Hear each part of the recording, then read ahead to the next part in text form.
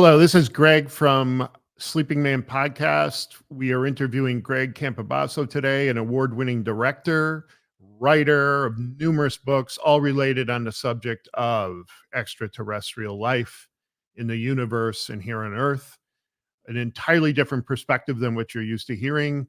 I think it brings it to the level of where everyone's heading today with trying to define what it is we're dealing with at that unknown component of these visitors that are, by the sounds of it here, by on all accounts.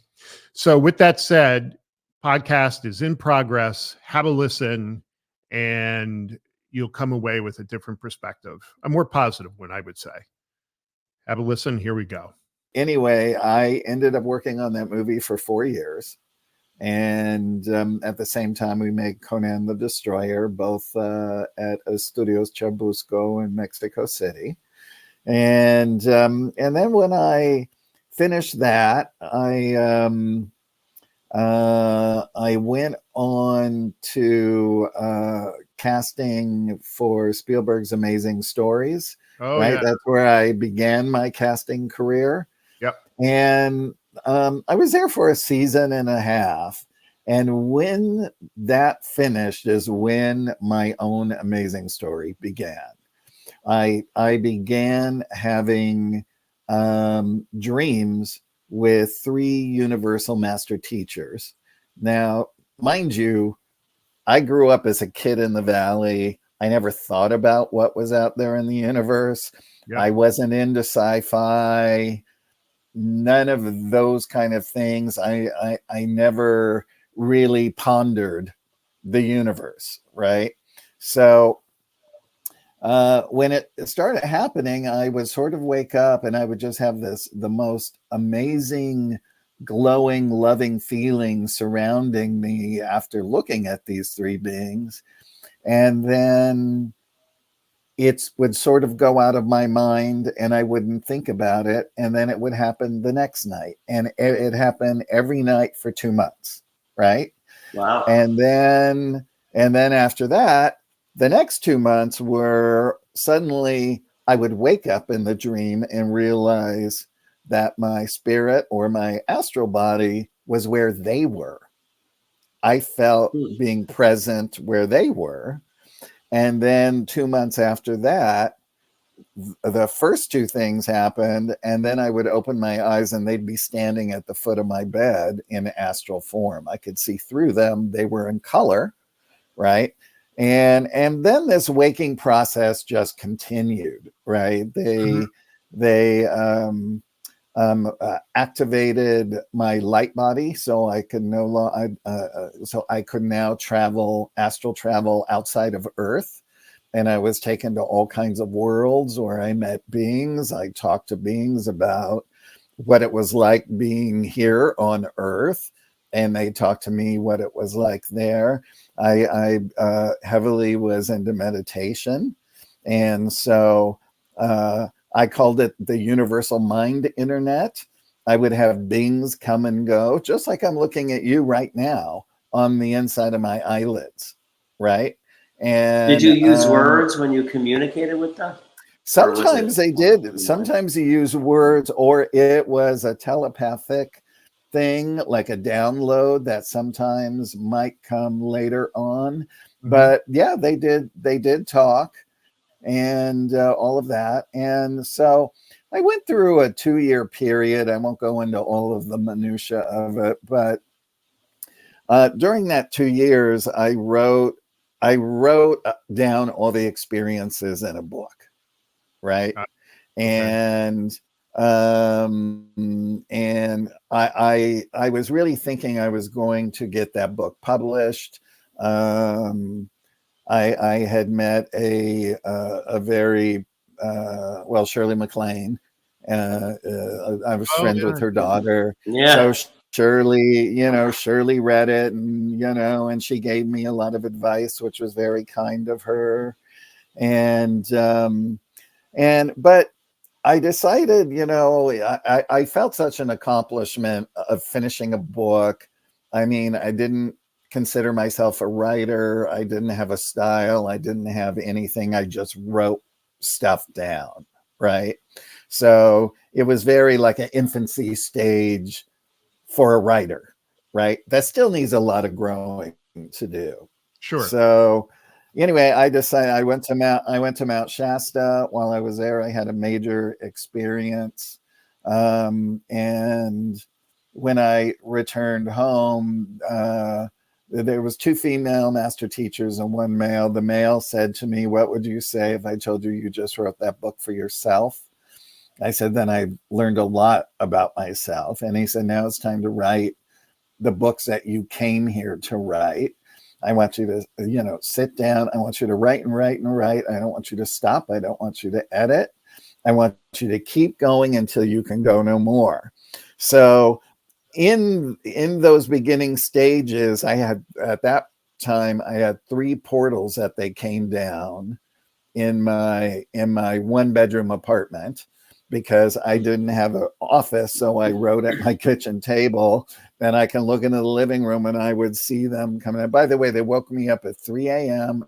every morning to write, because they said the brain waves, everyone was sleeping. It was easier for them to channel information through me. And so I, and I remember I've always seen energy ever since I was a kid. I could see it moving around. I knew when something was there. And so I could see all the energy forms coming down, and they would move around me, and my body would ring with chills for 15 minutes. I'm not kidding you. That's how powerful it was. But then once I just started writing, I would just write pages and pages and pages and pages, right? And it was like I was reading a book. And that's how the process went for, these are the book series, the autobiography of an extraterrestrial saga. Right. So this is book 1. That's book 2, Waking Tehran. Book 3 is Tehran's dossier. It's about a Pleiadian man named Tehran. And then book 4 here, whoops, let's see if I can get it in there. So, and I just finished 2 more books in this series that are going to be prequels. They're not released yet, but so that's really how the process began, in the waking process. So I used to just go and live at the Bodhi tree when it was, down on Melrose. And so I just started reading all of the contactee books. I just found them very interesting. And then I just started reading lots of books on spirituality and, the universal, the use of universal goodwill. And, and two of the master teachers, what they were really imparting was what duality is and why we're in it on this world, and how the rest of the universe is helping to raise us up and out of duality so we can join their galactic community. Got it. So is that like an evolutionary? Is that what that is? Yeah. Is that an evolutionary process? It is, yeah. For humanity. It is. Yeah. It is. It's an evolutionary process, and the thing is too is that angels, fully conscious beings, that they can also shave off a part of their soul and incarnate here to help raise consciousness, right? Along with star seeds, indigos, crystals, all of that. So over the years, all of the families that are really star seeds and they have developed a very high spiritual nature, their kids now, when they're coming in, more of that soul can come in. I mean, I have met kids who are speaking 5-star languages already. Wow. So it's amazing. When you're talking about these families, so are they bloodlines of alien beings, or which I have a follow up to it, but is that what we're talking about with these families? Well, if you look at it, we're all the bloodline of universal beings, right? Got Because all these beings have come here way before, deep entrenched in history, that all of their DNA is already on the planet, right? So we're already, see, I always say to people, you know, I went and I did my 23andMe to see how much a percentage of each thing I was that my mom and dad told me, right? And then I was surprised to find a few other things in there, right? Like I didn't know that I was Spanish, and I didn't know that I was Greek, right? So, but someday there will be a 23andMe that will tell you about your star origins. You're part Pleiadian, you're part Syrian, you're part this, right? Because we all have those codes. But that's why this planet is really kind of considered a world of DNA royalty, because we have such a great mixture of it, and from lots of the beings that have come here and mated and had children and things like that. I've known several hybrids that were part of, I guess we would just say, military programs. Interesting. So when you're saying military programs, are you, I guess I've often wondered, I think it was in 2016, 2015, the Science Journal of London, I believe it was, had concluded, anthropologists who were there had concluded that we were created beings. There's no missing link. We are a created being.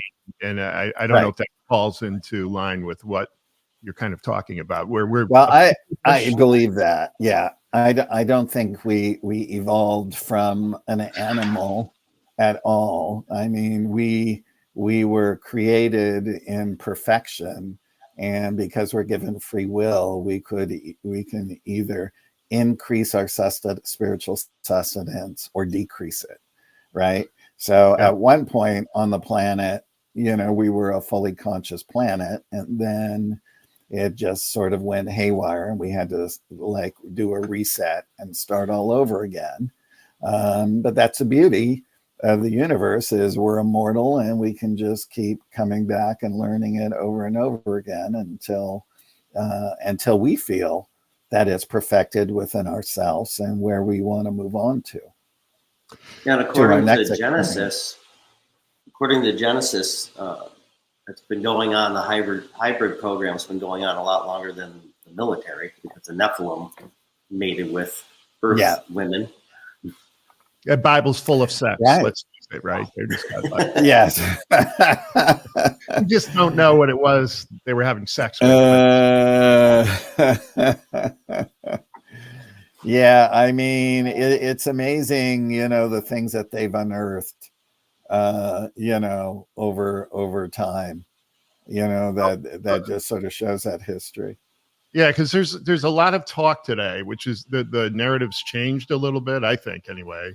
And I don't know what you think of this, but what you're hearing a lot of spirituality revolving around, especially with these recent whistleblowers who are saying it's beyond little green men in capsules flying around. There's a spiritual component of it, but nobody's willing. I think a lot of people know about it, but no one's really willing to say, here's what's going on. And it was explained to me that the species that are flying in these spaceships, saucers, whatever you want to refer to them as, the famous Bob Lazar's description of these things, there's something way beyond that, which is, I think, what you're talking about. They're beings that will walk through a stargate. I mean, at some point we could wake up and there'd be a bunch of celestial beings they here. Could. I mean, they can. And, people have seen celestial beings. I mean, I've seen celestial beings myself. There's one guy for this book that I wrote, the Extraterrestrial Species Almanac, I have a documentary coming out by summertime, and under the celestial section, we interview a gentleman that was an atheist, where a celestial being came to visit him in his hotel room, and he stayed for 13 days and imparted all this knowledge to him. Whoa. So he is no longer an atheist. I wonder what category he falls into. So the do you think that are these, they can't all be benevolent beings, though? There's always that concern. No. Hawkins said, we really don't want these guys to find us ultimately. But I think you're talking at different levels of different beings that are out there. You cover it kind of. Yeah, you've got, I just wonder, is there some that are more dangerous than others? Is there some that don't have our best interest? Right. Yeah, well, there are, but there are more benevolent species, and there are more, I mean, this planet right now is really being looked after by the hierarchy of this universe, because this is a planet that is different and diverse from a lot of the other planets, right? So they're really using the consciousness raising programs here to get everybody on board. I mean, we know that we've noticed a huge jump from the 70s to now in consciousness, and what people now, you know, their old belief systems are now crumbling away, and they're starting to become more open to things. I was going on a road to answer your question, and then what was the original question? Because it flipped out of my mind. No, that's fine. There's a lot. I mean, there's a lot of subject matter here. There's no question about it. You can get lost pretty quickly. There's just so much that we don't know, and we think we know. And I'm quite sure, you know, there's a lot of talk. I'm just concerned, not a concern, but you get back into the Nephilim and you get into the Book of Enoch and all that, you start to wonder, supposedly they're going to make a trip back here, and it's going to be soon. And you're starting to see the government kind of, you know, bits and pieces of it are being released all the time.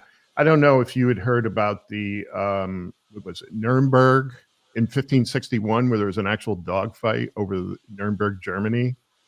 Have you ever heard that whole? Oh, okay. No. Yeah, Nuremberg in 1561, I believe it was. There was a dogfight. They tried to call it, I don't know, the sun dog, or there was a few phenomenons that back then they tried to describe it. But 2 or 3 artists had actually drawn the whole thing, showing these aliens and these aircraft, spacecraft, all over the top of Germany in 1561. So they obviously have been here for a long time. And that's the question. Can we, you know, are we protected? Are we not protected? Is there going to be a downside to this at some point? The downside is going to be, oh, guess what? This is God. This is really God. And I think that's going to have a dramatic effect on how people. Well, I think if people understood how the created beings, the angels and fully conscious beings look at the universe, is that it began with one primordial atom, right? Okay. And that atom is all of us, right? So that's where the saying comes, you know, there is one within the many and the many within one. And then you have naysayers that say, well, we're not all equal. We all, you know, this. Well, yes, because now we're in free will, and now we're into free choice, and it's up to us to build our lives the way we want them. And if you build them with a spiritual background, you're going to be attracting all kinds of things that you want in your life to put out there into the universe. But the overall question is, this place is really being looked after by the entire angelic kingdom, for sure. right? Okay. There are Mhm. many extraterrestrial species, from Pleiadians, Vegans, Alpha Centaurians, Syrians, Octurans. All of these races are here helping to raise this planet. So they are really looking out for it. And I'll just give you an example. Yeah. We know that when they fire missiles or when they do things like that, ships have come in and destroyed them. And we know that they have gone over military bases all over the world and shut them off to show Russia. them I've seen some of the we stuff in Russia. Yeah. we can do that, because they're not going to allow anyone to blow this planet up, right? They're not going to allow that. Now, the posters behind me there are the film that I did, Stranger at the Pentagon, the Valiant Thor story, Yeah. right? This is his, let me see if I can, where's my finger? Woo! Boy, that's hard to There's do. some alien species coming in now. All right. That's it. But those are the blueprints of his craft. But he is still here. He's one of the angelics that is looking after Earth, helping Earth go into the ascension process. Right. You're saying Valiant Thor is still here? Valiant Thor is still here. He's not leaving. And Oh, wow. yeah, he's here for a long time now.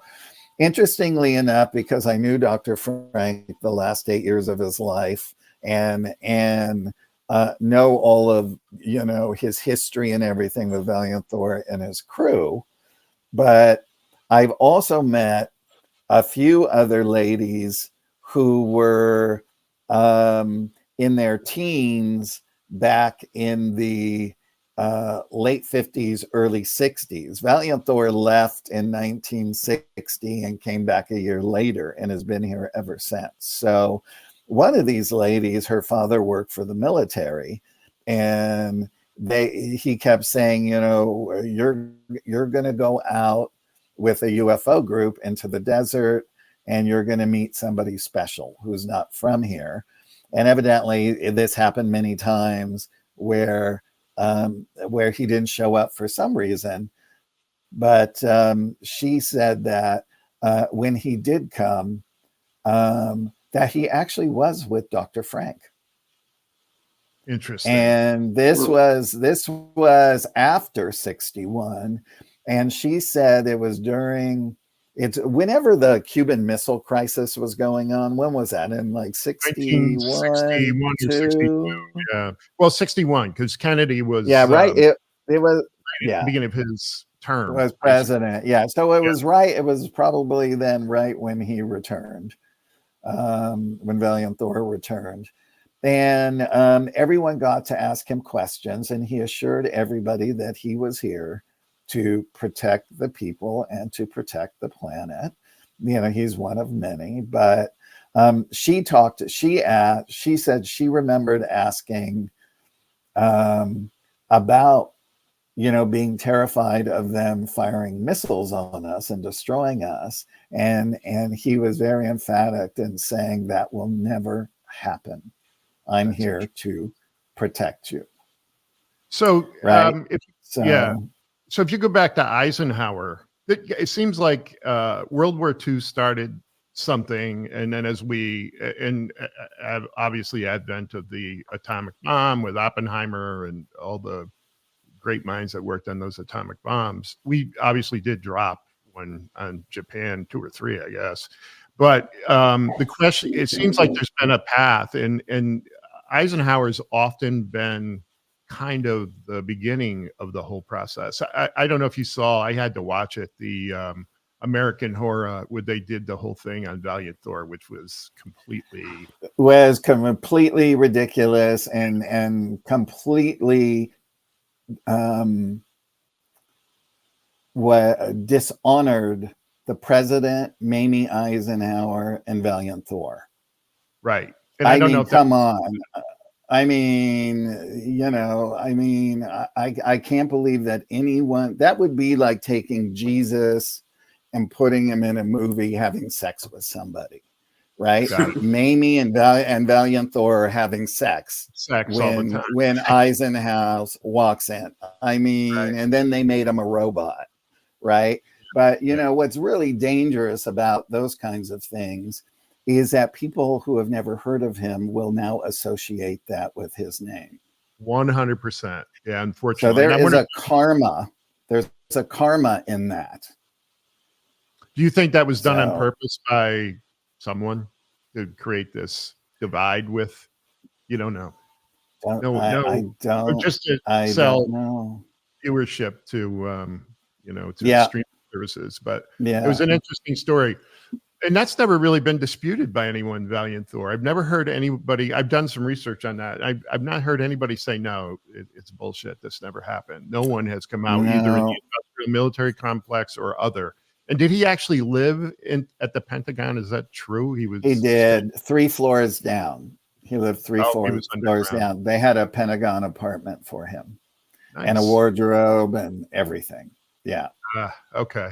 And when he arrived here, what was his, how did that occur? It reminds me of that the day the Earth stood still. I think that was. Well, it's an interesting story. I'm Yeah. going to tell you a very interesting story, and then the audience can make up their own mind. And this is sort of how I have pieced things together. Okay. Okay. So Valiant Thor came here March 16th, 1957. I believe the day the Earth stood still was 1951 or Right on 52 the in money. its release, 1951. Yep. right? Yep. Yeah. And Dr. Frank told me that Valiant Thor was therefore stationed in the early 30s on the interior of Venus, right? All the planets in our galaxy are populated on the inside. That's a whole nother story about why they do that. We can talk about that later if you want to Mhm. circle back. But he said that Valiant told him, that he was waiting for his assignment to come here, and that it felt like it was a very long time. There came a time where they sent other Nordics to I don't know which Air Force base, where they met with military Mhm. officials, told them that a universal emissary would be coming. Eventually, they knew the date, and March 16th was a Saturday morning at 8 a.m. His ship landed in Alexandria, Virginia, let him off. 2 police officers in a car, put him in the back of the car, and then that was escorted to the Pentagon, where he met with the Secretary of Defense and the Undersecretary, and then they were put on. Then they all went on the underground train to the White House, and around noonish is when Eisenhower, Nixon, the Joint Chiefs, and everybody had their first meeting with him. Now, Dr. Frank knew a lot of generals, and I met a lot of these old guys when, they were old, and they told me, oh yeah, this is what the train looked like, and this is where it was, and right by it there was a purple water fountain, and that was like on the wall, and they would go into great detail about those things. And so this is the beginning of that story. But then I'm friends with Major George Filer, who is the MUFON state director for New Jersey. Now, George was stationed at the Pentagon when Valiant Thor was there, right? And he told me that when he'd be walking down the halls with another officer, they would say, that's where he works out of. They would point to the office of where Valiant Thor worked out of, right? Which is what Dr. Frank told me, where he met him was in just a generic office, right? There at the Pentagon. Hmm. And So there's that. But then George tells me, he says, you know, in those early days, I was on a flight and sitting right next to me was Michael Rennie, who played Klaatu in The Day the Earth Stood Still. Oh, And Mr. Rennie told me that the US government funded The Day the Earth Stood Still because they wanted to see what the reaction would be of the American people to a human extraterrestrial visiting our world. So I started thinking, well, did they know about him before that? And were they doing this as a test, as a, you know, something? Now it is been the I don't have the notes here, but I did it on a whole thing I did with Steve Bassett, right? And we talked about, there was a gentleman who went through and found over 2,500 film and television shows that the US government had their hands in, right? So if you're making Maverick or Top Gun, you want the toys. So the government has to approve your script to show that you are putting them in the best light. Now, I don't blame them, right? I don't blame them for that if they're going to help fund your movie. Right. So I'm not saying that they funded those movies. I'm just using it as an example. But there was a gentleman who definitely had done it, and it was over 2,500 film and TV shows. So, I mean, that whole thing is just amazing. I've met ex-CIA people who told me the story is true. I met people in current high positions who told me the story is true. I've met 2 other people who met him when they were young. You know, the one woman I told you about, and the other woman met him when she was like 15 or 16, twice in the span of 2 weeks, where he was teaching them, interestingly enough, how to talk to beings on spaceships through a ham radio using electric voice phenomena, which is huge now, right? Yeah, explain that though. What's the technology? Just what does that mean? So, well, it's the technology is it like when you use a ham radio, you crank, and then it creates white noise, and then you ask a question, and you're recording it, and then you'll hear whoever you wanted to talk to say something, right? So interestingly enough, I mean, I've done lots of EVPs in the past. I had one extraterrestrial woman speak in a whole nother language as clear as you and I are talking today. I've given it to language experts. I've given it to so many people, and they said that is not a language that's on Earth. So what did I do? I gave it to the kid that speaks 5-star languages, and he says, "Oh, that's Pleiadian." He says, "They were telling you that they built a base near your house." No kidding. Right? And so you had a recording of this. And yes, yeah. And where I lived at the time, when I would sit on my couch, I would leave the door to the patio open, and I could see space, and I would see ships hanging there in space all the time. And I would just go, "All right, power up." And then they'd go like that. So I knew that they were nearby because I could see them. Right. So it's there's just so much that's out there, and but EVPs can go wrong the other way too, if you get entangled with dark entities or things like that. I've known some people that have actually digressed into too much darkness from it.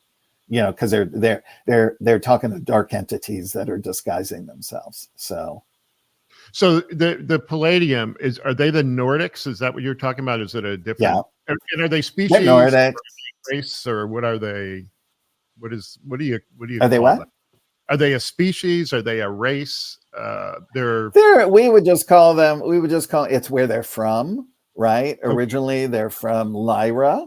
And then when the Lyrans left, they seeded all over the rest of the universe, right? The Vega, the Pleiades, all other things. The interesting thing is like I told you, when one of the reasons they asked me to write the Extraterrestrial Species Almanac, not only because of my vast knowledge of having this inner communication with these beings, but I studied all the contactee cases, even cases that are so obscure nobody would know about, and that these were actually in books. And so it was interesting because the people who were having face-to-face contact, right? What was going on is they were imparting all kinds of information, the spiritualness of their race, what they eat, what they do, when they were dualistic and how they shifted over and how they, and here's what I learned a lot is that it's usually a star seed from the place that they're from that they come to impart that knowledge to. So in other words, if it was a Vegan, it would come to a Vegan starseed. If it was a Pleiadian, they would go to a Pleiadian starseed. Not always the case, but it activates something in the starseed, right? When it happens. That's what happened to me when I was activated to the Pleiades. I literally sobbed, just sobbed and sobbed. It was like my soul was like, that's my home, that's my home. And everybody else who's a star seed or feels connected to something, they have that same experience, right? So it's it just is a connection thing, and then it starts to awaken your cells, your cellular memory, and then your cosmic heritage starts to come back. That's why there's so many people who are awake and doing this stuff. Bless you. Thank you. You okay, Jude? It's all that. Yeah, it's an information overload. So, but we're all star seeds. I know, right? We are. So when you're talking about this, it seems like they're so Bob Lazar. I don't know how you feel about him. I don't know how I feel about Bob Lazar. He comes out of the whole military-industrial complex, but he had talked about the perception of aliens of us, and he had said we were a container for the soul, and he had actually mentioned the fact that they have a book. It's a religious book that belongs to the aliens that kind of explains their belief system, I guess. And when you're talking about this, is it more is it a divine connection, or is it actual physical, or is it both? Is it DNA and a spiritual connection? I mean, what is it that connects us in that way? Are we connected as descendants of, and we're all different descendants of? I mean, how does that all work? Well, in the overhaul thing, we're all a part of that divine spark. No matter if we're living a lifetime of not being such a good person, even if they're mass murderers, even if they're those horrible people, when they go back in, when they cross over to the other side, they're pushed back in because they really have to work through karma.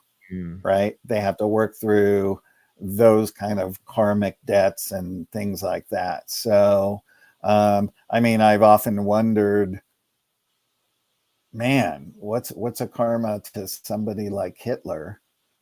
Oh God, right? yeah. Like how would that guy be paying it off till the end of time? Right? But the thing is how they've explained it to me, that everyone is loved no matter who and what they've done, right?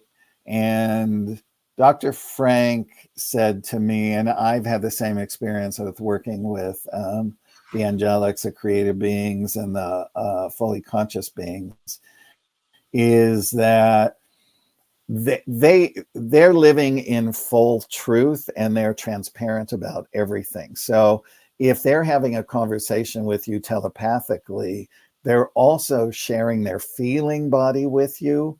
So when they're telling a story, you're experiencing it as they experienced it. It's a higher form of telepathy, right? So That must you're be having the powerful. same experience, and your soul, and your soul is actually gaining that experience and adding it to, your spiritual sustenance, which I think is super cool. So when Dr. Frank told me the first time that he met Valiant, he said, when he looks at you, he said, he's looking and reading your entire soul history. He knows everything you did good. He knows everything that you feel that you did bad. And he said it was elating and degrading at the same time. And that there was no judgment. There was no judgment. There was only love, because, in the end, we're all vessels of experience.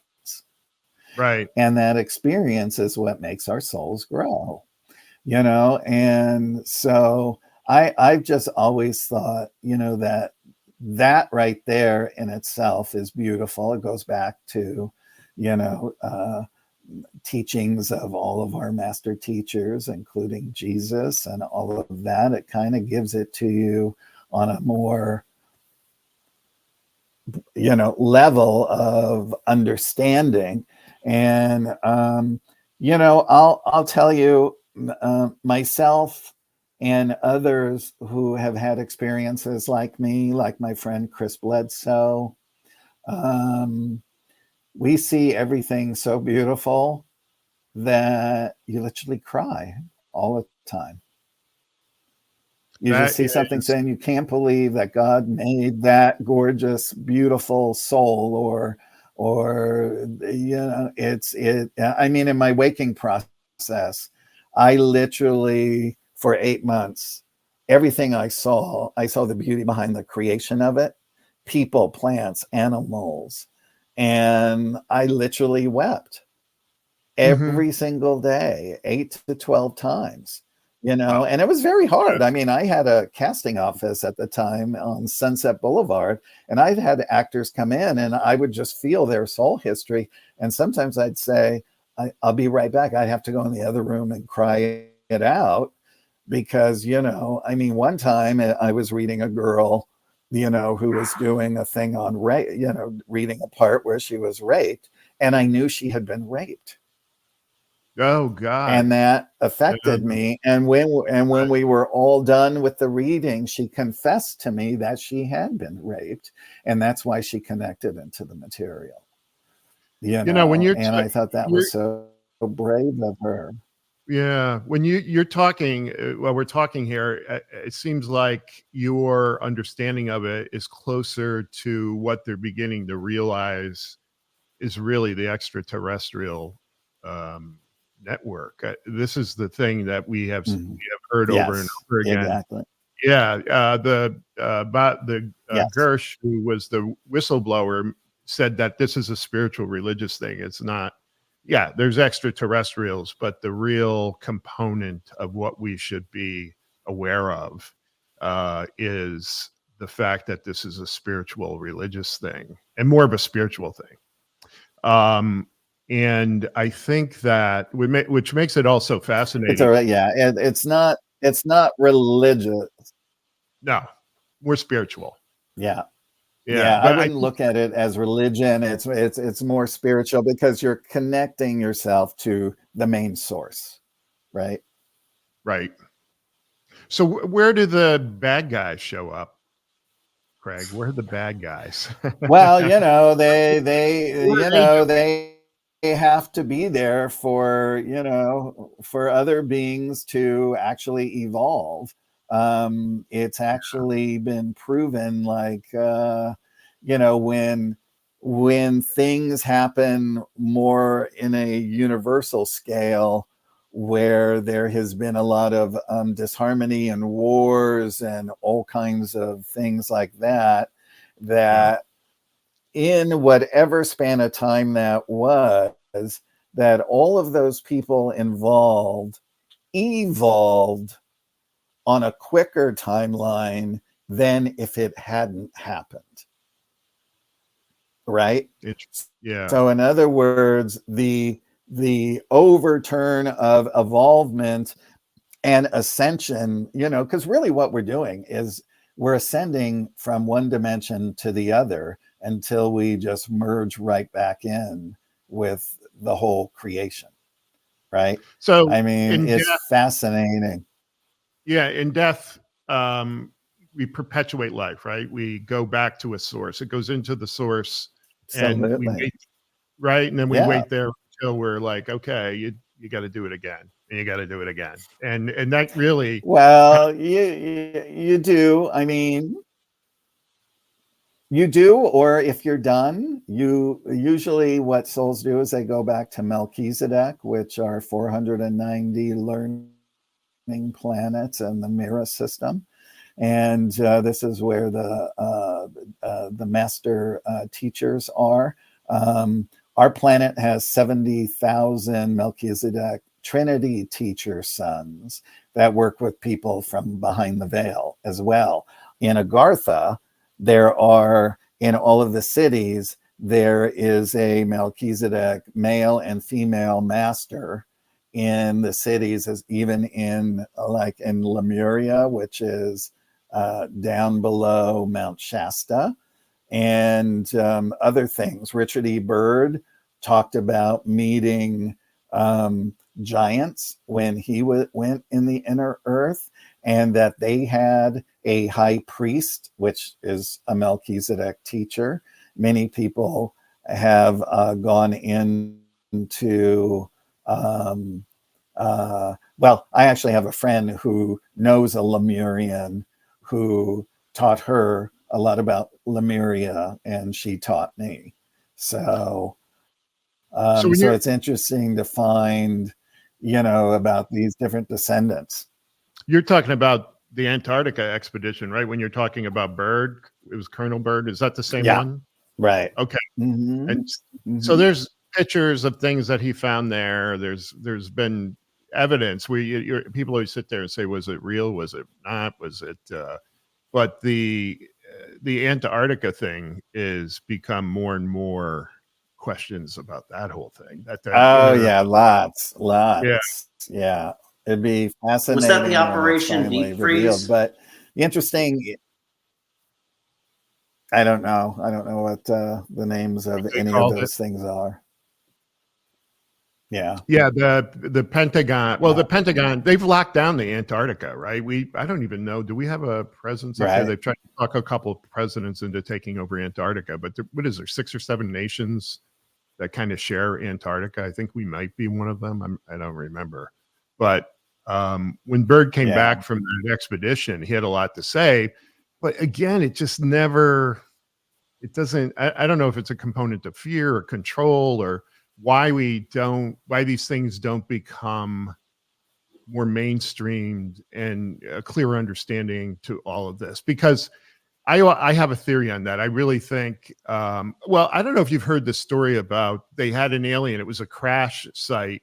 The military picked up, one alien survived. They picked him up. They brought him back to I'm sure this is in Area 51 or something. I can't remember the story. But the thing that was fascinating about it, the etheric energy of these beings, they had him in a room, and they brought in a whole bunch of military CIA guys to question this being. And over the course of a week, the being, they went to get him or whatever happened, and he was dead. But they said that it was such negative energy that he was dealing with all these military CIA guys, that energy just crushed him. And he ended up They ended up with a dead alien on their hands, and they began to realize that who we are affects who they are. And I don't know if you've ever heard that whole story. I'm trying to think who it was. David Greer, maybe, who had talked about that whole story. Stephen Greer. Yeah, Stephen Greer, who had talked about that whole thing. But it's so confusing a lot of times with these stories and these happenings, that you wonder, obviously, is our government involved? What do they want us to know? I mean, there is a full force involved where they are trying to stop a lot of this information from coming out. And it's just, you wonder why. I mean, the military industrial complex has had a lot to benefit if they're getting technology from these folks, but I can't see, when you're talking, why they would want to give technology that would destroy us or make us, more warring than we already are. I mean, we're willing to have a war in about a minute and a half on this blue marble. So I just wonder, what exactly, what is the end game in all this? I don't know if you have any insight into that, but I wish I wish I had the answers. I don't. As I told you before we started the podcast, I found my biological father after he had passed away, met his family, still very close to them. He was in the Air Force and was in Project Blue Book. So that to me was fascinating. I've gotten all his military papers. It shows he was working in intelligence, just like his brother told me. But he said, my sons tried to get out of him any kind of morsel. He would never talk. He was a military guy through and through. And he gave me his dog tags. But on his honorable discharge papers, I know and have met a lot of people high up in the military, and they said, those numbers right there, those are not normal numbers. We don't even know what those numbers mean. Right? Those are the numbers related to. Well, it's like you in your discharge papers, you have a certain set of numbers of what you did, which is kind of code for them, right? That kind of thing. Like let's take, for instance, Harley Bird, Richard E. Bird's grandson, who he wrote a letter to a rear admiral at the Pentagon and said, my nephew Harley is recently married, has a little boy, and really needs a job. He's in the he was in it's not the Air Guard, but he was in something else. And anyway, so he ends up getting hired at the Pentagon, and he's a part of Project Blue Book. And he works in the office. He is the one who actually confirmed the Valiant Thor story, right, as well. I met him. I've met his son. I've met another member of his family. So I actually have all of the letters that were written back and forth, showing that Harley was there. And on Harley's honorable discharge papers too, it does show that he works at the Pentagon under intelligence, right? So that seems to be the operative word that they use, when stating those types of things. So, look, I look at it this way.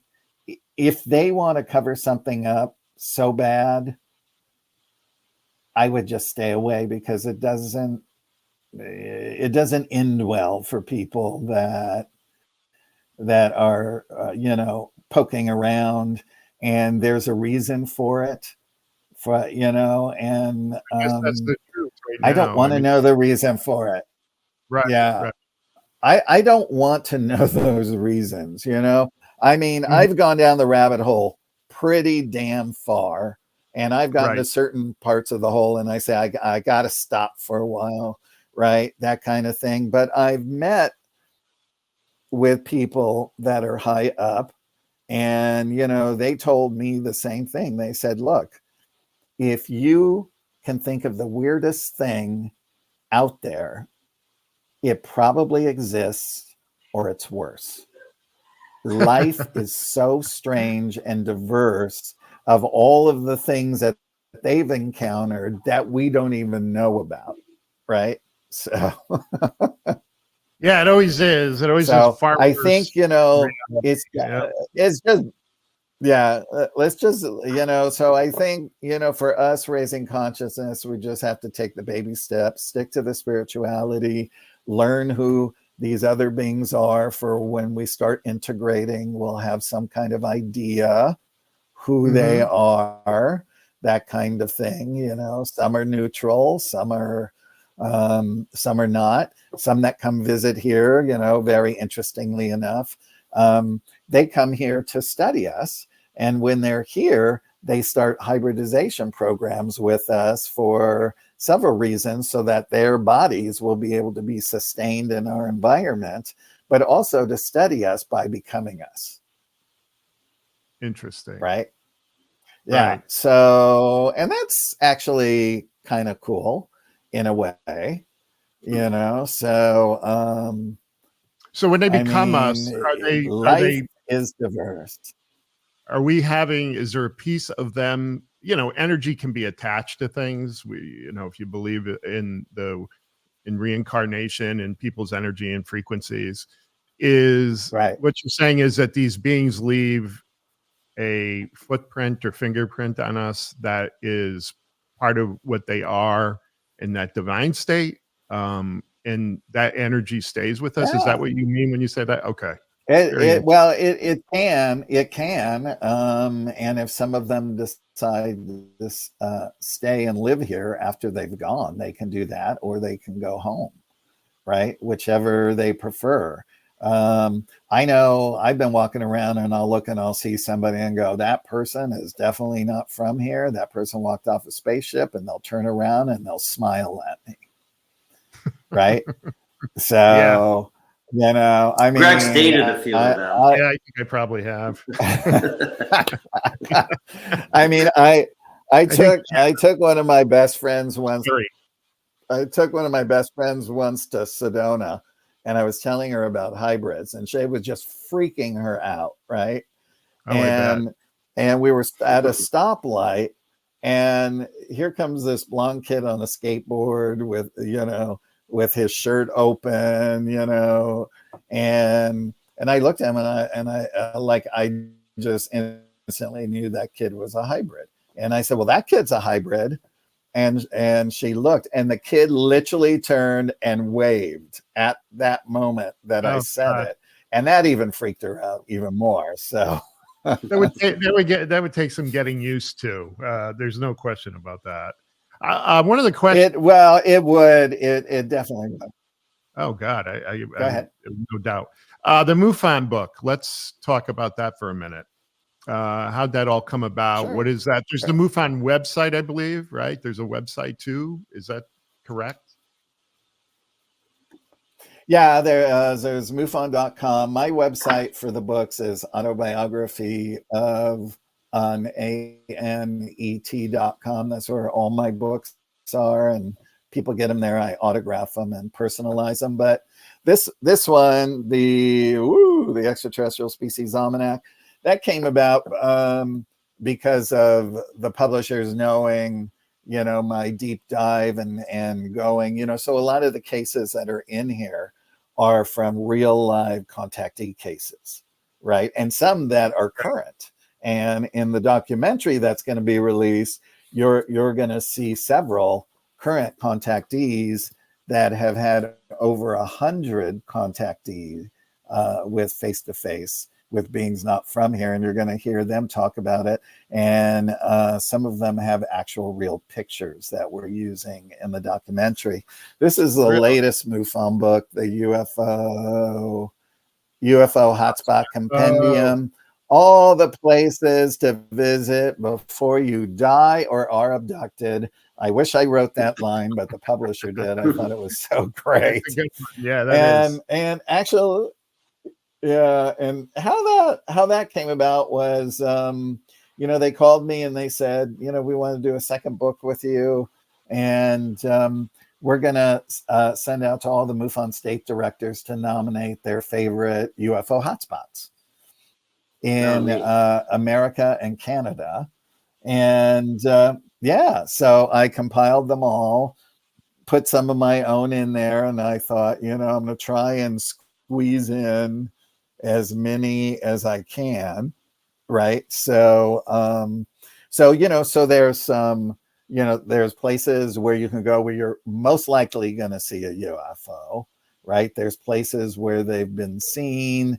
There's darker places where they've been seen, and then there's forbidden places where they've been seen. Oh boy! Right. So, it's so like, you get that. You get going on a wine tour almost, right? You're gonna, but it's a little different. I don't think it'll come out. It almost sounds like EMT. Yeah. It's when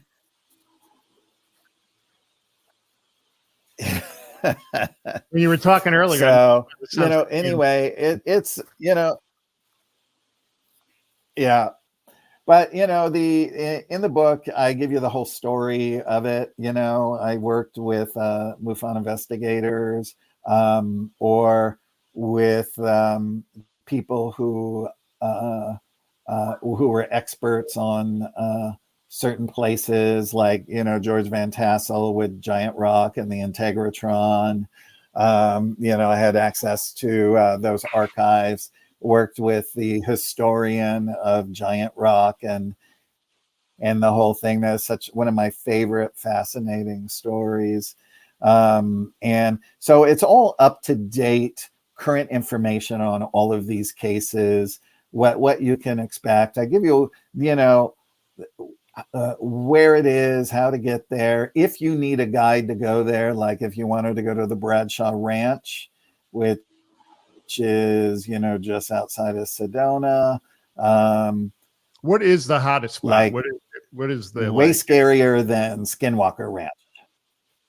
Way scarier. Well, I would say the hottest spot is ESETI Ranch, or Sedona. Right. I always see stuff when I go to Sedona. I went to ESETI Ranch only once, but you have night vision binoculars. You can see those things just trekking across the sky. They're way up there. And in ESETI Ranch, there's it said that there's a base underneath Mount Adams, which you look directly at across their giant property, and that underneath there that there's a base, I believe, with Pleiadians and maybe some other races, and that they come out and they sort of play with everybody because they have a laser, they can shine it up, they'll tell it to move to the left, to the right, they'll tell it to power up, and the ships just do everything like that on command. So why there though? Why in those spots? So it's very fascinating. Why those spots? Why is it in those particular spots? Is there that's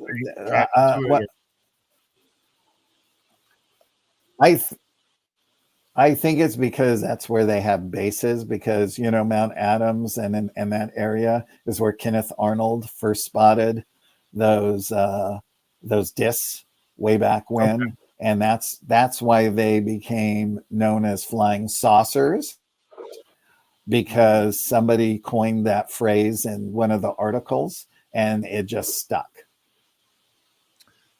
Can we go back to ask you a question about your alien species book? Sure. I like the fact that the last time I saw a book on that was probably the MUFON Alien Field Guide, I think it was called. I don't know if you remember. Maybe that was the 70s or 80s. But do you feel that your book falls in line with those original species that were outlined in their field book?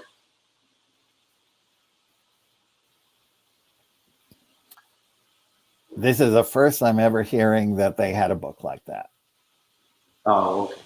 I had no idea they had a book like that. That was in the 70s. I think it was from the 70s or 80s, and because I had a copy of it, and I had some of the pictures of alien species on my wall. There you go. What about now I'm going to have to find out about it. Yeah. I could probably, after the podcast, send you, I have some visuals because I actually made some shirts, just in case you run into an alien, you could help identify. Well, I could probably send you some visuals on it. Yeah. Where's the most frightening place and the dark place you mentioned? Where are those places? Well, I would say the Gulf Breeze incident, that these were sort of beehive shaped crafts that had little windows on the 3 tiers. There was a larger ring and then a smaller ring and a smaller ring. I remembered Dr. Frank telling me once, he said, Valiant Thor said, if you see ships that are shaped like a beehive, run, that they are very evil beings. Right? Interesting. And so when I saw this Gulf Breeze, I was like, oh my God, that's what they are. And they were shooting beams down at Ed Walters and maybe it was his wife. And there's a book on it. You could probably get it, on thriftbooks.com or put in for it. And because they're all out of print. But I remember, the one thing I remember from reading that book is he heard other humans on the ship screaming to be saved, like they were in some sort of confinement area. And that was quite scary. Right? Really that was quite scary. Yeah. That's very scary. And the other one is the Pascagoula incident with Calvin Parker. Calvin just passed away. He was a lovely man. And he was very young when they were abducted, him and his older co-worker. And he said that this female alien was the most evilest thing he had ever come in contact with. And when I have them in the UFO hotspot because where it happened, the city actually created a whole, board and everything that this is where it's happened, and did a whole commemorative thing for him. And when I was talking to him, I said, well, Calvin, what exactly happened? He said, I'll never speak it. I will never speak it. And I said, why? He said, she was so evil. She did the most horrible things to me. And so, I didn't push it too much with him because I could see how emotional he got, even all these years later, right? And so I called Philip Mantle, his publisher, and I said, Phil, he said, Craig, he won't talk about it. He said it was so horrific that he can't speak it. So I took that to mean that if he were to speak it, she would come back. He never wanted that to happen. Evidently, she had been visiting him since he was a boy. And that, it really messed him up. Like these things really mess people up in different ways. Lonnie Zamora, for instance, who even J. Allen Hynek, the MUFON people, the government, all believed his story, although there was no physical evidence except for, where the landing pods, had been in and a little bit of burnt brush. But him just seeing the two beings and the ship from afar wrecked the rest of his life. He was in he lived in so much pain. I I spoke to Erica Burley, who is the one who painted his commemorative mural on the side of the road near where it happened, right? Because the city wanted to do that. And she said she went and interviewed his wife and asked for pictures, and that they had no pictures of Lonnie. All they had was one of him in his police uniform. So that's what she painted. But the wife told him that, Lonnie had already, I think, had passed. That he was just ruined. He was wrecked for the rest of his life because it forever changed him.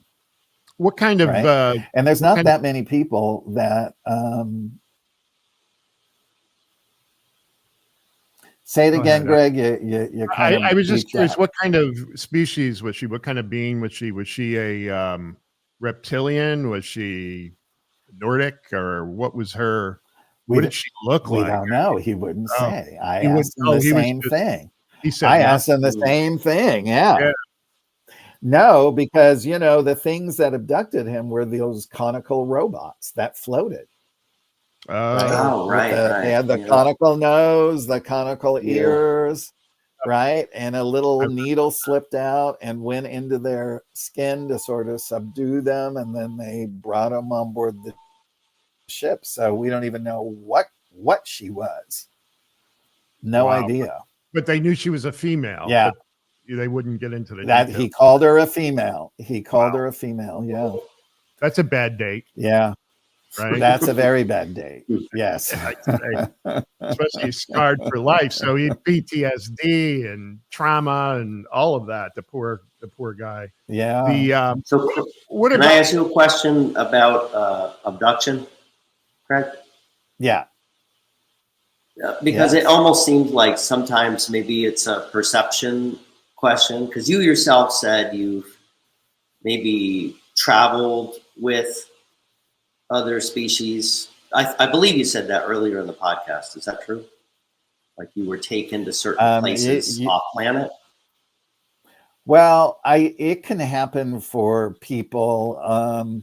For instance, on Calvin, Bud Hopkins, who was a #1 regressor back in the day, he regressed Calvin, and the publisher allowed me to put the best bits of it in the UFO hotspot, right, about that abduction.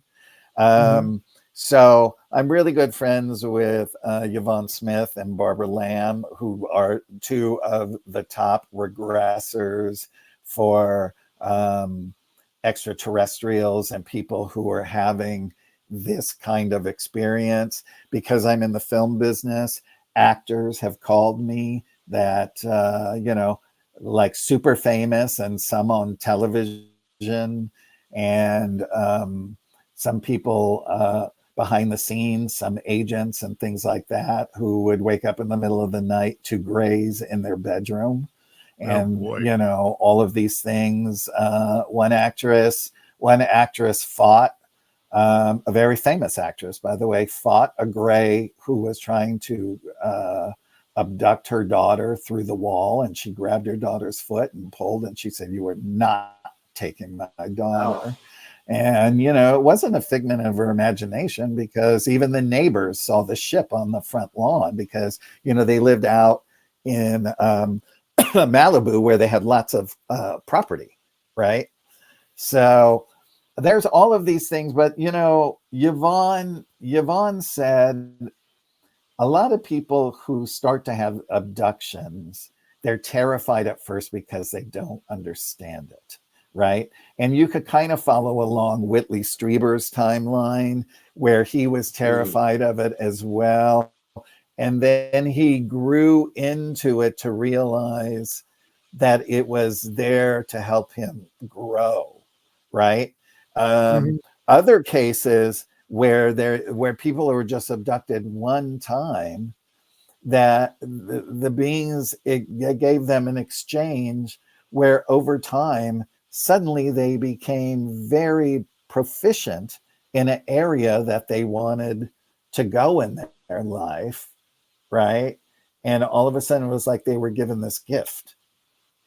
Wow. So it's there's just so many different tales to abductions and things like that. And then, there's some Yeah. real horrible ones I that think I used to hear about in the 70s and things like that. So, Well, I was interested in the word, perhaps, because maybe in your case, so when someone yeah, says abduction, to me, it sounds non-consensual versus someone who's open-minded, presented with an opportunity to maybe learn from the right. master That's an teachers. invitation. Yeah. That's a, yeah, Okay. So, okay. So right. that That's an happens to you then. invitation. That's an Okay. invitation. Okay. That's not an abduction. Right. Yeah. Sure. Yeah. There's So definitely you've two never, different things. I think okay. when somebody, yeah. No, I've never been abducted because that's really going against your will. But then, Right. some people in the beginning that are being taken on board a ship, they're feeling that they're being abducted. But if they're a star seed and they have signed some sort of star contract for them to keep tabs on their evolution, even their body, functions, their what's going on inside their body, their different auric fields and all of that, then that's usually the case in most of the abductions from what Yvonne has told me. Right. And Barbara has done a whole lot of them. I think she's done well over 3,000 of them. Wow. I've had Barbara regress me twice, and, it was quite fascinating. Did you come up with any, during the regression, any childhood experiences that you might have forgot as an adult, but then it resurfaces? Well, it's interesting. When I was a child, a lot of stuff happened when around age 10. It's where I first saw my first angel in my room, right? And I thought it was the spirit of my mother or father who just died because, I went to Catholic school. So I really was, they talk about the spirit and all of that. So that's what I thought. Went in there and I remember putting my finger under their nose. And then I thought, oh, maybe it's one of my sisters, and it wasn't with them. And so, then I just sort of forgot about it, but I never shared it with my parents. It would just sort of locked away. And then another time when I was taking a bath at that age, I was just sitting in the bathtub and my head leaned forward. I was looking at my face in the nozzle, because it's chrome. And all of a sudden, my body was pulled, my spirit was pulled out of my body. It was brought into the middle of the universe that opened up. I went inside the universe, and all of the questions that we ask, who am I? Where did I come from? All of those things went racing through my head. And then my body, my astral body, was then sucked back into my physical body. And I remember it being like a jolt. And so I understand, when you do come here to do work and things like that, they do start you at an early age so that when things start to happen to you as a young adult, some as teenagers, it's not as frightening. It becomes more familiar to you. Sure. Where's the line? So when you Mhm. talk about angelic beings, do they fall into the category of extraterrestrial, or are they different? Is that something different? I wouldn't. They're different. They're of a higher consciousness. So, they're working directly with the Godhead to be dispersed throughout the universe to do, to oversee and, help different star nations and things like that might be going through squabbles and trying to help them, finish them, kind of, a little bit what Valiant Thor did with Okay. Eisenhower, Yeah. that kind of thing. Eisenhower was for everything Valiant Thor brought in his divine design. So was Nixon. but everyone else vetoed it. And if you remember that Eisenhower's farewell address talked about the dangers of the military-industrial complex, which was just rearing its head. Yep, that is really. So, Have you ever heard the story about Jackie Gleason and Nixon? They were golfing in Florida. Have you heard that story? And Nixon picked him up without Secret Service, and they hopped in his car, and he drove to, Air Force One somewhere in Florida. They flew to a base in Florida somewhere, Air Force Base, and he brought Jackie Gleason on a tour of these bodies that were in some kind of captured vessel, and so he got to see ships and aliens, and he came back and he built a home in upstate New York, somewhere within about 30 miles from where I live. That was a spaceship.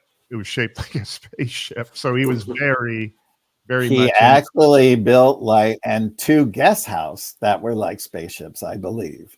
Oh, is that right? There were several. Detailed. Yeah. That's an interesting story. I mean, it's interesting. Go ahead. I didn't interrupt. Sorry. Yeah.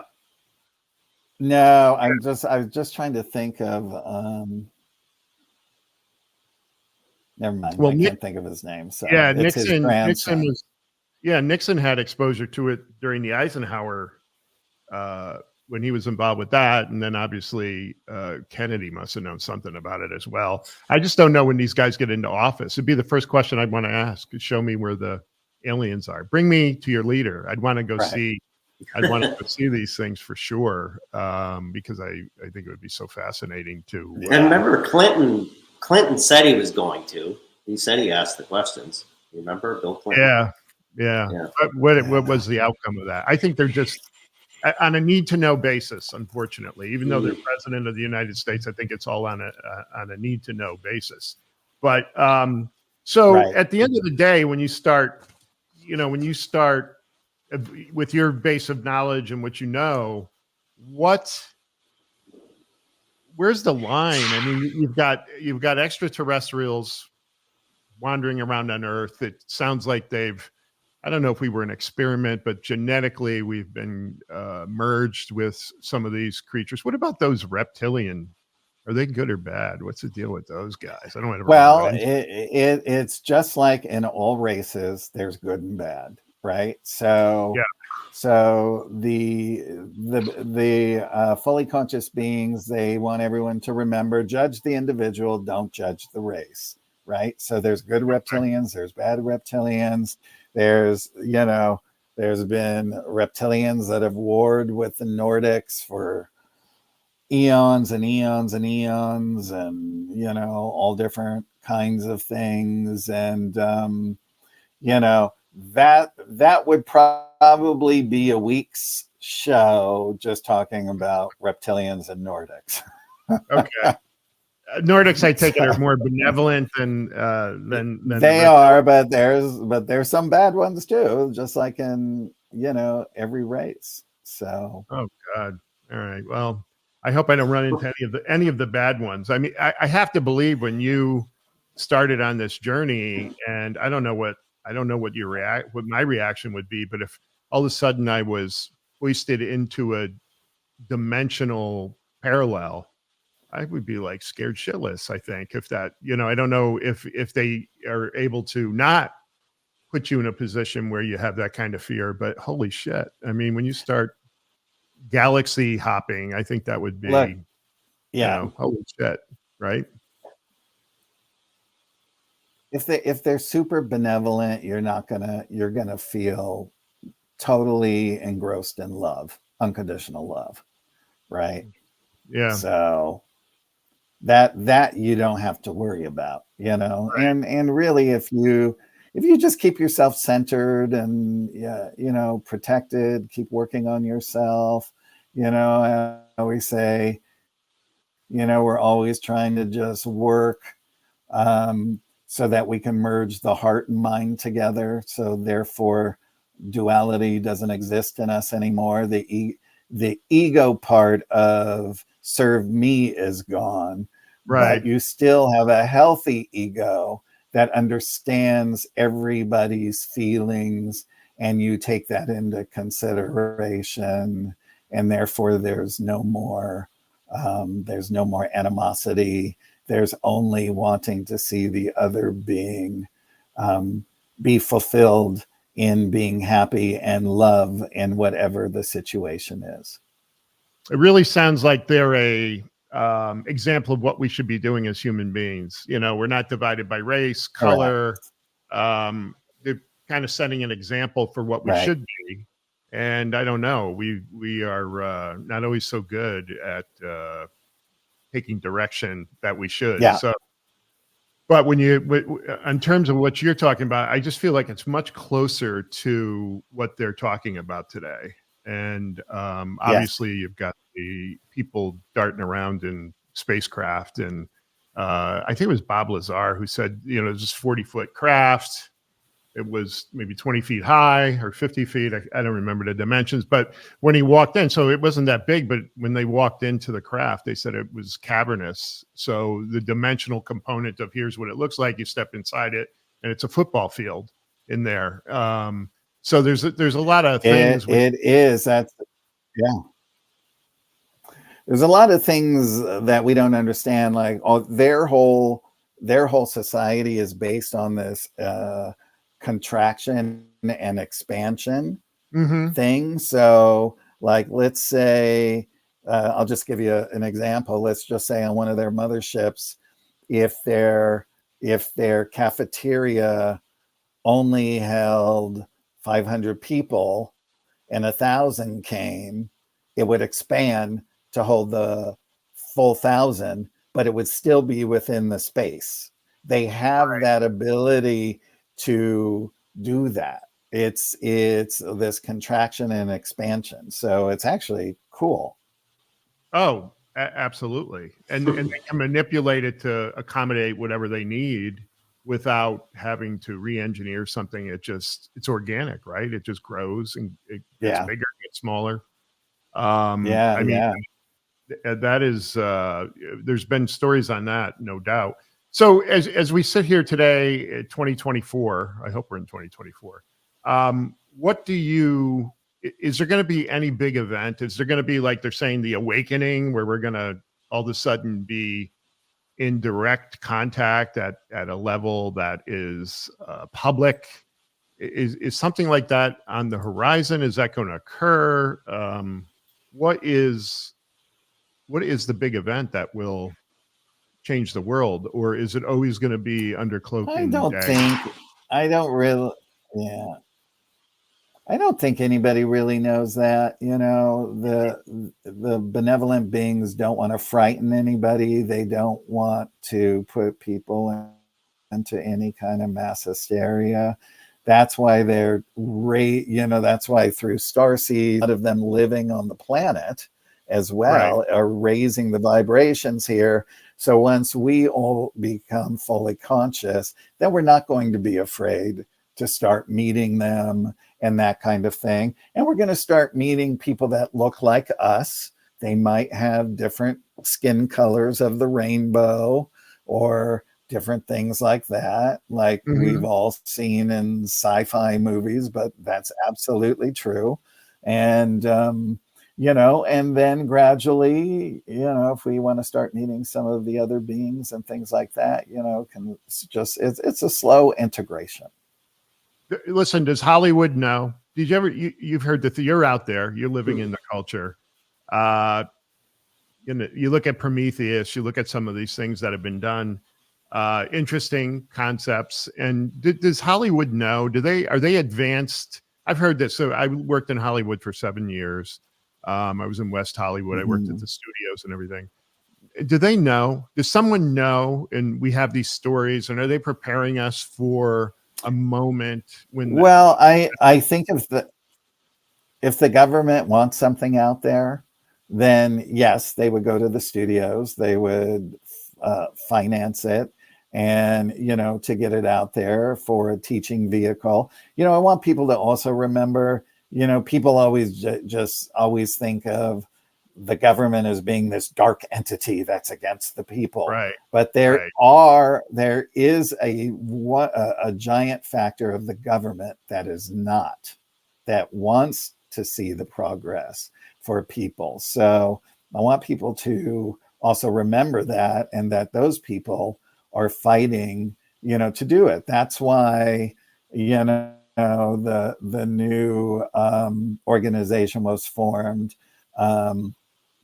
the Hollywood Alliance, which bring, I'm a member, Bassett, Greer, Shirley MacLaine just joined, Dolan, Nick Pope. I mean, everybody in the community is a part of that. And we had kind of done it years before with Bassett, where he brought the filmmakers together once a month, and we would talk about things, and it was about putting things out into the community that were of a more positive light of extraterrestrials than they're coming here to eat you, right? So so we did that. So Hollywood Disclosure Alliance, that's what it's called. Got it. So David Lynch, we're on Facebook. Okay, yeah, David Lynch has got some interesting, I don't know if you've seen some of his lectures on YouTube and things where he talks about the conscious, and he's got some very interesting theories. Right there with Shirley MacLaine, but she's still out there doing her thing, I guess, right? She's still, I mean, wasn't she the first one that really just came out with this stuff and said, this is what I believe, and I've got lots of reasons to believe it. Yeah, she was like one of the first. Everybody thought she was crazy. She Not did so much anymore. She did. But yeah. She was one of the thought leaders in that whole. Yeah, but I mean, she brought up a whole like 10 years of people. She advanced their consciousness quite quickly through all of her books and her movies and all of that. And then sort of Sylvia Browne kind of took over. Sylvia Browne wrote 65 best-selling books in her lifetime. Wow. Yeah, I loved her. She had the kindest heart, and she knew what a fan I was of her book. So when the publisher sent her the first copy, she autographed it to me and mailed it to me. So I always thought that was great. Wow.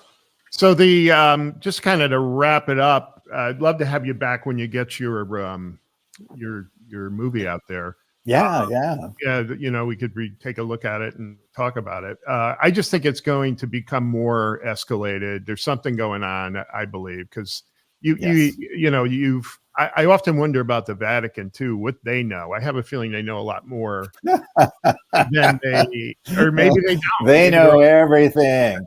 Yeah, they know everything. Yeah, I think they have a clear. They probably know more than the government.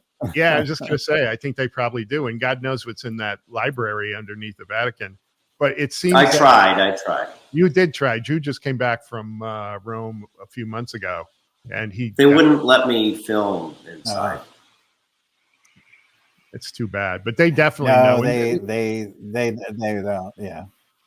And they've got They have they have a telescope, the Lucifer telescope, which is one of the strongest telescopes they have, or observational telescope that they have.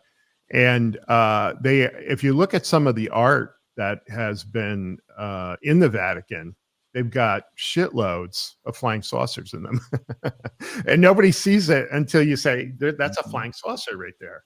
And that mushrooms, I don't know what the connection is with the mushrooms, but they definitely have. I think they have a shitload of information. And I had heard that they have like 10 astrologists or monks that their only purpose is to sit there in observation and decipher what the hell's going on in the universe. One last thing. Were you aware of the Pentagon? Military News came out with it, it tends to be a pretty reliable source of information, but Military News came out with the fact, I think it was around May or June of last year, that there was a mothership they were seeing these things come out. They were doing reconnaissance or things in our galaxy, in our Milky Way. And you haven't heard anything about it since. They kind of came out, made a big deal of it. Are you familiar with that story at all? No, but I've heard things like that before Yeah. throughout the years from contactees of their races. These are people who are having face to face their races, talking of either giant reptilian ships heading our way, or or their ships were heading our way. So I'm sure everyone had a watchful eye. So, well, all the discussion about us eating insects. I was at a pet store the other day, and I was walking down an aisle it was a reptilian section of the pet store, and there was all these insects, crickets, grasshoppers, all dried up. You can eat them. And I'm often wondering about Davos, when they're talking about we need to convert our food over if they're not the reptilia, the shapeshifters, because they're so bent on us eating insects. I'm like, wait a minute, I don't know. I'm not comfortable eating a grasshopper or a termite. Me either. No. Yeah, even if it's in chocolate, I won't eat it. Don't do it. We all know how they live, So, but it's definitely. But the Vatican has always been a mystery. I think it's the fact that they have a very large observation telescope that points into space, and they've dedicated pretty significant resources to it. It has to tell you something. There's definitely something. There's definitely something up. We're in that. We are. There's just, and don't you think there's just, you talk about energy.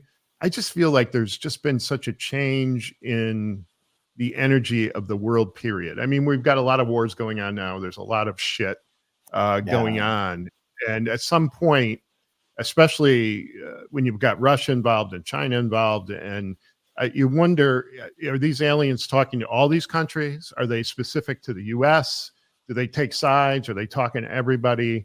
What is that? I mean, they don't take sides. No, they don't take. Well, the benevolent ones don't take sides, but the other ones might pit one against the other without the other knowing. Right. To gain resources, underground, facilities, and all kinds of stuff like that.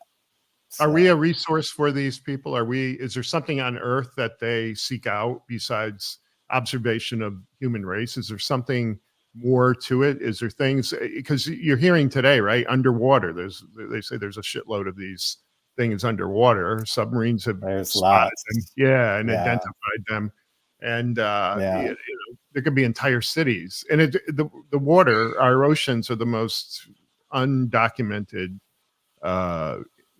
geographic locations on Earth. We don't know what's down there by any stretch of the imagination. So that's we don't. So that's a whole other thing. When is your movie coming out? It'll be out before summer. So I just don't have the exact date yet. But if anybody is going to Contact in the Desert, I'm going to be doing a sneak peek of it there on Saturday, June 1st, from 6:30 to 8. We'll be in one of the smaller ballrooms. I think it holds about 300 people in the actual hotel. So you can go to Contact in the Desert. The movie is free to see, but you have to at least have a day pass or something, to get in to see it. And who's producing that? It's an hour and a half. I produced it. I produced it along with my friend Lori Wagner, who's produced several others, won lots of awards, and then with Tanya Maidenford and Frank Jacob, they did Solar Revolution. They did several other award-winning documentaries. They did Stranger at the Pentagon with me, the short film. Okay. So I will guarantee you this film looks nothing like any film you have ever seen in your life. It is so different, so unique, and you will feel like you are in total outer space the entire time. Okay. Cool. It's really cool. Yeah, we'll definitely. I'd love to have you on after we do it, and we could talk about it. Yeah. Yeah, I think that would be an excellent podcast. If we can get Valiant Thor on, we would love to talk to him. Everybody asks me that. I mean, I wish he'd come talk to me. I mean, it's only on the inner. I wish, I wish it was. Yeah, you're on person. the inside track, so if anybody's going to talk, so right. I mean, that would be super cool. Yeah, absolutely would. Well, we'll post everything up on the podcast on Spotify and YouTube, and we will put all the information there. So if anybody wants to contact you, get a hold of your books, take a look at the stuff you have. It's bountiful. Yeah. We will, they can go there and get it. And I'll put a little precursor on the front end of the podcast that gives it a little more definition and explanation. But I want to thank you for taking the time. That's great. We were in 3 different time zones. Jude's in, where are you again, Jude? I'm always lost. I'm in Des Moines, Iowa. Des Moines, Iowa. Albany. Yeah. And then Des Moines. Des Moines. Los Angeles. And you're in Los Angeles. There's aliens in Los Angeles and Des Moines. I know that. I don't know. There's aliens in Des Moines. Oh yeah.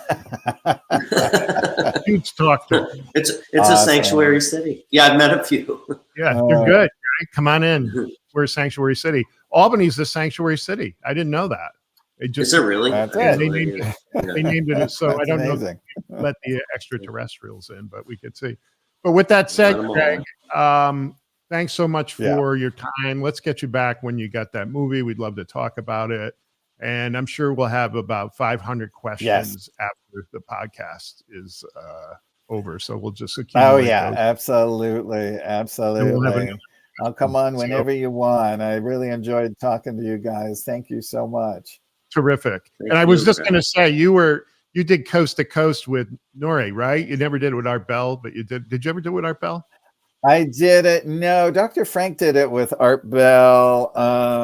I've done it. I don't know. I think maybe 3 times, and I did Beyond Belief with George and over at Gaia. And I'm on the new season of Deep Space on Gaia. Okay. As well. And I was on the season opener of Ancient Aliens last year doing the hotspots. And then the last season of UFO Witness, I was on all of those episodes on the Travel Channel, if anybody wants to watch them. So, and we're just talking about all of them, talking about aliens, extraterrestrials. Yeah. Jude, who's your buddy who's on the network? David Wilcock, he used to be on. He had a show there. Yeah, his show was great. Yeah, he's a high school buddy of mine. Actually, when we go offline, I was going to talk to you about it. Yeah, we will. But anyway, that is it. All I can say is everybody be fearless. I'm glad we had this conversation because I'm less apprehensive about aliens today. I was quite sure, if you remember the Twilight Zone, where the guy's getting on the ship and a girl comes to save him and say, you're going to become, you're going to be human tartar for these people as he's thrown on the ship and taken away. So, but with that said, I appreciate everything. And I say, everybody be fearless. It gives us some hope after having this podcast. So I appreciate it very much. Thank you. Bye, everybody.